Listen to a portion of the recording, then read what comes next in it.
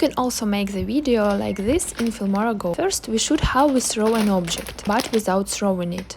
Then we shoot the same video with an empty hand. On a green background, we throw an object. Open the FilmoraGo application and combine two videos with throwing an object. Press Pip and download the video on a green background. Press Smart Cutout and Chroma Key and configure as shown in the video.